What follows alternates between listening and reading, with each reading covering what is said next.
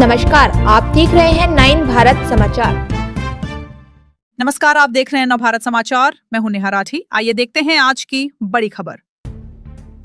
DCC कार्यालय में तेलंगाना विलय दिवस समारोह भव्य तरीके से आयोजित किया। राष्ट्रीय ध्वज विधायक एवं जिला कांग्रेस अध्यक्ष डॉक्टर कवंपल्ली सत्यनारायण ने फहराया। कार्यक्रम में सूडा के अध्यक्ष कोमटी रेड्डी नरेन रेड्डी, जिला गैंड्रालय के अध्यक्ष सतु मल्लेशम, पूर्व विधायक अरेपल्ली मोहन और अन्य नेताओं ने भाग लिया। 9 भारत समाचार तेलंगाना करीमनगर से अब्दुल समद के साथ नवीन कुमार की रिपोर्ट। సెప్టెంబర్ 17న భారతదేశంలో ఆనాడు తెలంగాణ నిజాం రాష్ట్రాన్ని విలీనం చేయడం జరిగింది.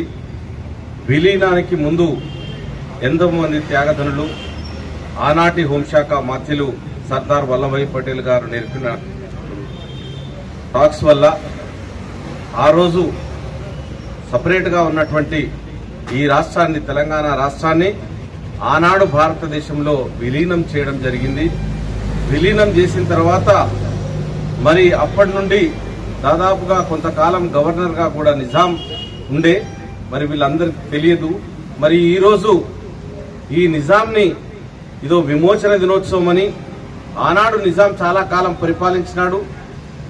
దీన్ని భారతదేశంలో కలపాలన్న ఉద్దేశంతో 47లో స్వాతంత్ర్యం వస్తే 48లో ఈ రాష్ట్రాన్ని భారతదేశంలో విలీనం చేయడం జరిగింది. విలీనం వల్ల భారతదేశంలో మనం కూడా అంతర్భాగం అయినాము. కాబట్టి ఈరోజు అందరం కూడా ఈ విలీన దినోత్సవాన్ని మనం జరుపుకుంటున్నాము. ఈ సందర్భంగా జిల్లా ప్రజలకు, నియోజకవర్గాల ప్రజలందరికీ కూడా శుభాకాంక్షలు తెలియజేస్తా ఉన్నాం. మరి ఏర్పడ్డ రాష్ట్రం లోపల 12 సంవత్సరాలైంది. రాష్ట్రం ఏర్పడి సపరేట్ తెలంగాణగా పోరాటం చేసి ఎంతో మంది తమ ప్రాణాలను అర్పించి, ఎంతో మంది ఈ యొక్క కార్యక్రమంలో పాల్గొని, జయశంకర్ గారు గాని, ఇంకా గొప్ప కొండ బాపు లక్ష్మణ్ గారు గాని, అదేవిధంగా ఇతర నాయకులు చాలా మంది పోరాటం చేసి మరి యొక్క సపరేట్ రాష్ట్రాన్ని ఏర్పాటు చేయడం జరిగింది. ప్రత్యేక రాష్ట్రం లోపల గత 10 సంవత్సరాల్లో అభివృద్ధి ఎంత జరిగింది, ఏ విధంగా రాష్ట్రం అతలాకుతలం అయిపోయింది, అప్పుల ఊబిలో ఏ విధంగా చిక్కుకున్నదో మనమందరం కూడా గమనించాలి. మరి ఈ ప్రభుత్వం వచ్చిన తర్వాత 2 లక్షల ఆదాయం ఉంటే 8 లక్షల అప్పున్నది.